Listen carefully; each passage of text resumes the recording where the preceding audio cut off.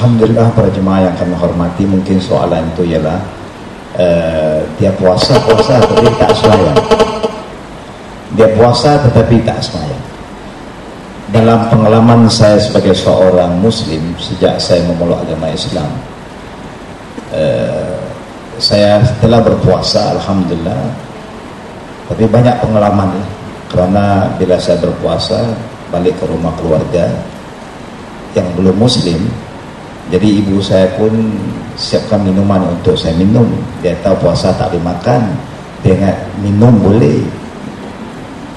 Jadi saya pun kata ke ibu saya, tak perlulah saya puasa, nanti sejam lagi saya akan buka, saya boleh makan, saya boleh minum. Dia kata, kenapa you nak menyaksa diri? Banyak orang Melayu pun tak puasa. Ya, ramai orang Melayu tak puasa. Sebab itu saya pun tak tahu nak jawab bagaimana. Akhirnya kata, ya Melayu tak payah puasa, Melayu bangsa saja, yang wajib puasa orang Islam saja. Itu saja yang saya boleh jawab. Memang kita tahu budaya kita, rata-ratanya budaya masyarakat kita, ibadat semayang dia kolam ambil berat, puasa dia ambil berat. Budaya orang India yang saya pernah bergaul, dulu saya tinggal di Pulau Pinang, bila pindah ke Kuala Lumpur, Jalan Malaysia India, kawasan India Town juga. Jadi orang India pula dia semayang rajin, fardunya, sunat qabliyahnya, ba'diyahnya, empat semayang dia memang menang lah. Tapi puasa dia lemah. Kita orang Melayu pula semayang dia lemah, puasa insyaAllah. Jadi betul lah kata pengurusi tadi, seakan-akan agama yang kita masuki ini macam separuh-separuh, sebahagian-sebahagian. Sedangkan kita tahu Allah ingatkan kita, ya ayyuhallazina amanu udkhulu fis silmi kaffah wa la tattabi'u khutuwati syaitan innahu lakum aduwwun mubin. Wahai orang beriman, kalau masuk agama Islam, masuk secara keseluruhan, jangan sebahagian, separuh, suku, 3 suku dia tak mau. Ya, kita masuk secara keseluruhan. Kemudian timbul masalah. Ada 2 masalah yang timbul. Pertama, kita tahu Nabi telah bersabda, bila masuk Ramadan, futihat abwabul sama atau futihat abwabul jannah wa ghuliqat abwabul jahannam wa sulsilat syayatin. Syaitan dirantai, masuk lokap. Semua syaitan masuk ISA. Itu syaitan mana? Syaitan yang original, jin, the jinni, itu masuk lokap. Bukan dia masuk lokap dia relax, tidak. Dia masuk lokap, dia buat istimak bau, bincang plan 2011, 2012 punya perancangan bagaimana. Syaitan tak pernah rehat tau. Bila Allah laknat dia sejak zaman Adam, bila Allah laknat dia, Allah kata, kenapa you tak mau sujud pada Adam? Dia kata, kerana engkau jadikan Adam daripada tanah, saya daripada api, saya lebih mulia daripada Adam. Dia sujud pada Allah, syaitan sujud pada Allah. Yang dia buat kesalahan satu saja, tak mau sujud kepada Adam. Allah laknat dia. Bila Allah laknat syaitan, syaitan tak putus asa. Dia memohon lagi ke Allah, ya Allah, izinkan saya hidup sampai kiamat. Dia punya visi cukup jauh. Dia tak doa panjang umur 100 tahun, 200 tahun. Kita pun tak pernah minta sampai 200 tahun. Panjang umur saja lah. 100 tahun pun kita dah letih lah. Tapi syaitan nak hidup sepanjang bumi ini hidup. Sebab itu sampai hari ini ada dengan kita. Allah kabulkan doa dia. Tapi sekarang kenapa dalam bulan Ramadan ada orang yang puasa tapi tak semayang? Kalau dibandingkan antara 2 hukum, mana lebih penting? Semayang lebih penting atau puasa lebih penting? Apa jawaban tuan-tuan? Mana lebih penting? Dalam segi ibadat, kalau kita lihat segi susunannya, sebelum datang ibadat puasa, Allah wajibkan semayang dulu.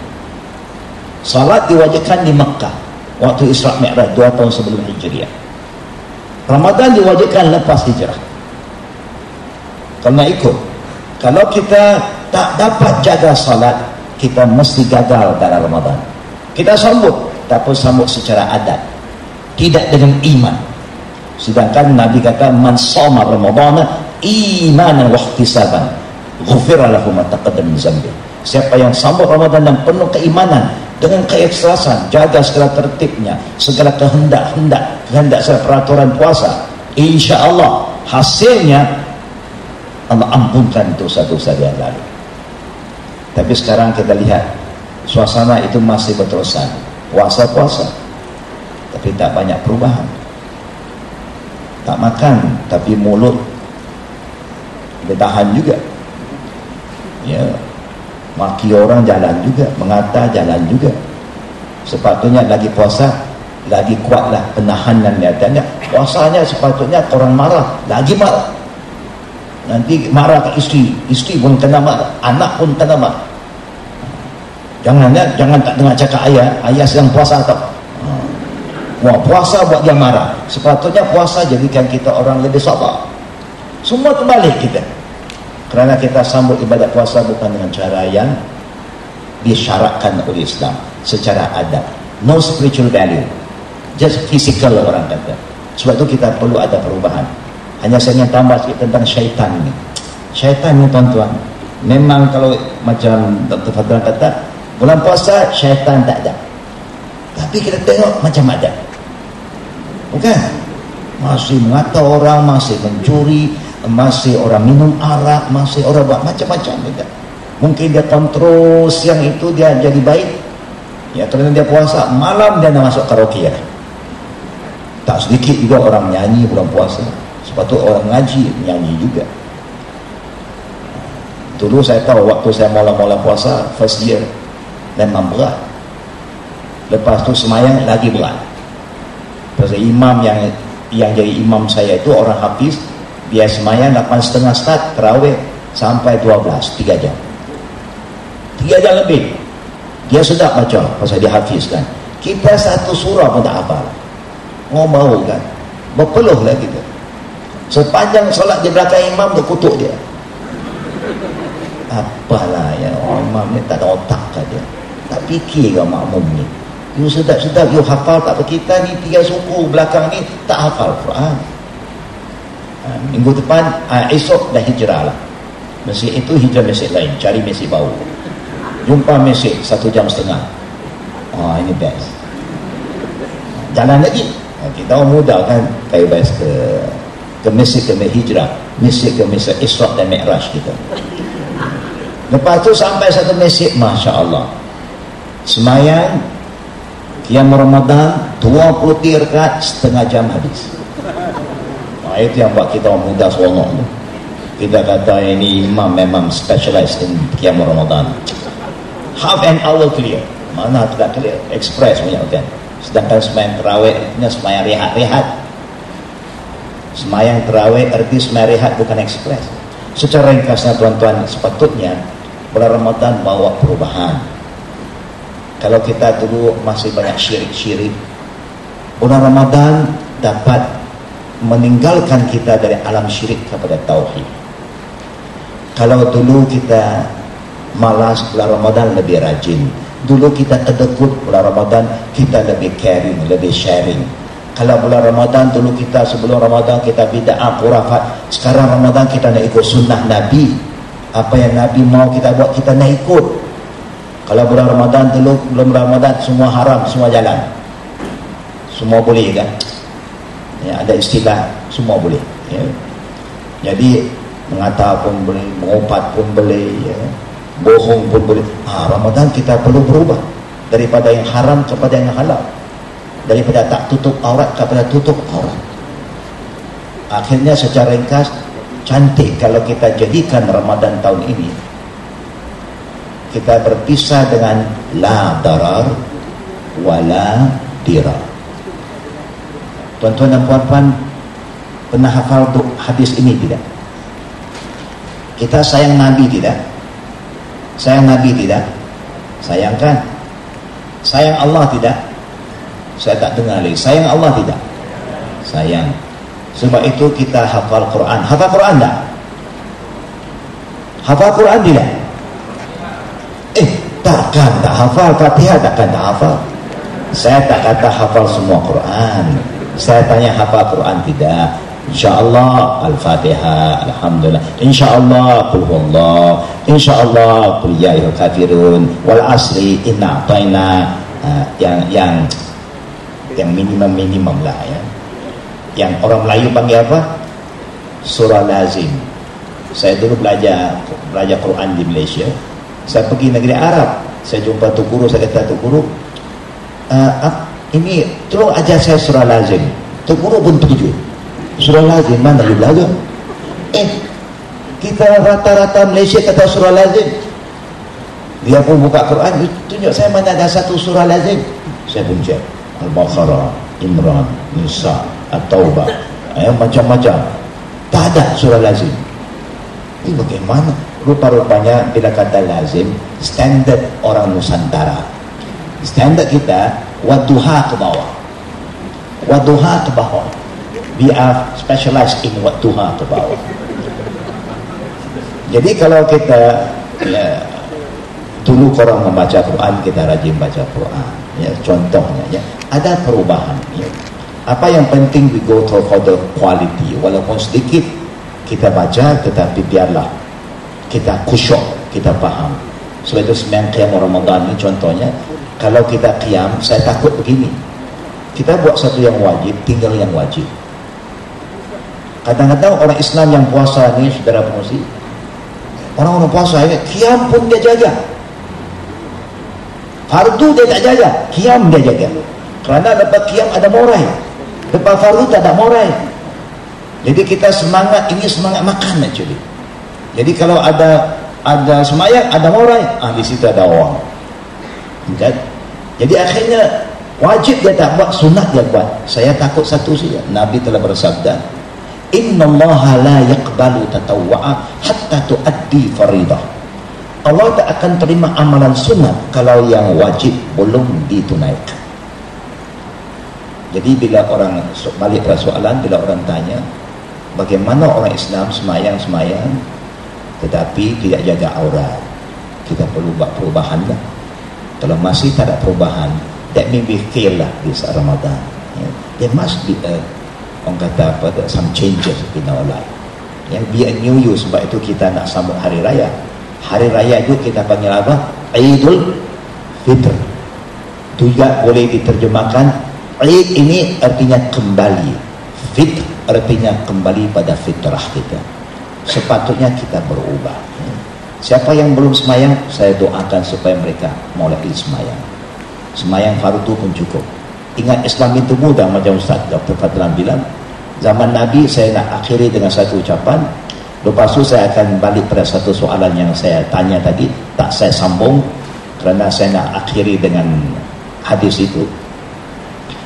Seorang sahabat jumpa Nabi, dia kata, ya Rasulullah, saya nak masuk syurga. Memang semua orang masuk syurga. Saya hanya buat semayang 5 waktu fardu saja. Tak ada sunat qabliyah, sunat ba'diyah, witir tak ada, qiyam Ramadan tak ada, apa pun tak ada. Fardu saja. Saya hanya puasa pun Ramadan saja. Jangan puasa Isnin ke, Kamis ke, Syawal ke apa, walaupun tak ada. Ramadan saja. Saya pergi haji saja. Jangan suruh umrah, tak mau ke umrah. Saya bayar zakat saja. Sedekah, langsung tak mau sedekah. Mau masuk syurga, boleh tak boleh? Apa jawapan Nabi? Boleh. Kalau apa yang you mengaku, you buat. Yang minimum, yang wajib you buat, you masuk syurga. Sebab itu yang wajib mesti diutamakan dulu. Jangan pentingkan sunat-sunat ini tu. Kalau wajib dah okey, kita tambah yang sunat. Sekarang kita balik kepada hadis ya, yang saya sebut, sayang Nabi tak? Tapi kita sayang Allah. Saya tanya hafal Quran, kita takut nak jawab. Pasal kita takut salah jawab. Wahal saya tak kata hafal semua Quran. So korang-korang yang pendek-pendek kita hafal. Walaupun kalau kita hafal 2 surah pun alhamdulillah. Wal asri inna a'taina, wal asri inna a'taina. Boleh bawa semayang tarawih, no problem. Yang mau Ramadan kita boleh bawa. Walaupun tarawih ini bukan nama semayang asalnya. Semayang malam Ramadan punya ibadat yang kita buat, nama asalnya qiyam Ramadan, bukan tarawih. Tarawih sifat semayang, bukan nama semayang ya. Jadi kalau orang kata, Ustaz saya hanya hafal 2 surah, tak apa. tiap-tiap malam. Lepas Fatihah, inna a'tayna.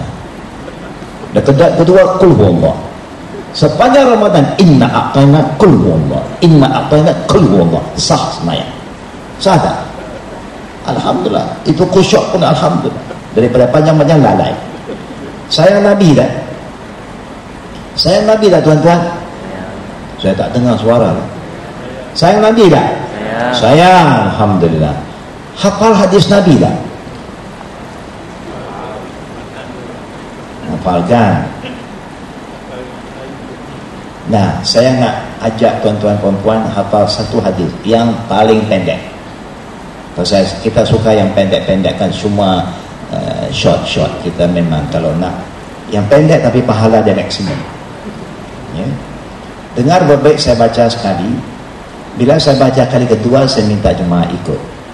Saya guarantee you all, 3 kali ikut saya, you hafal. Okey tak? Nak ada? Alhamdulillah. Yang paling pendek. Kalau kita hafal, kita faham, selamat di dalam Ramadan, selamat di luar Ramadan. Hadis itu bunyi begini. La darar wala dirar. Tadi. Sekarang kita ikut. La darar wala dirar. Sekali lagi, la darar wala dirar. Sekali lagi. Alhamdulillah. Amin ya rabbil alamin. Maksudnya kita, Nabi ingatkan umat dia ini, umat Islam adalah umat yang tidak akan buat sesuatu yang mudaratkan diri.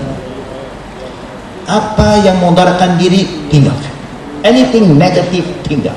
Anything haram, tinggal. Wala dirar. Dan umat Nabi tidak akan membuat kerosakan kepada orang lain. Dia tak merosakkan diri, dia tak merosakkan orang. Faham ya?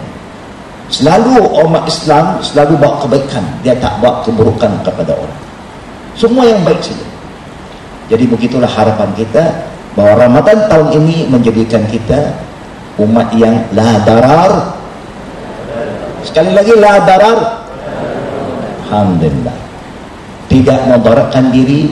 Siapa yang hisap rokok, pasang niat. Kerana Allah you boleh tinggal. Tengok puasa you boleh tinggal 15 jam. Sambung saja. Sambung. Kerana you tahu hisap rokok ini mudarat. Mudarat tak? Muslimat hisap rokok mudarat tak? Tak dengar. Mudarat tak? Beritahu lah. Kena terus terang, memang mudarat. Sekarang tengok dunia barat sekarang, banyak tempat dah tak dibenarkan orang hisap rokok kerana dia bawa kemudaratan. Sebab itu Islam itu baik. La darar wala dirar. Mudah-mudahan bawa perubahan. Akhirnya insya-Allah jaga kata-kata kita, jaga perbuatan kita, jaga makan minum kita, jaga pakaian kita yang tidak mau kemudaratan pada diri kita dan kemudaratan kepada orang lain. Jazakallah.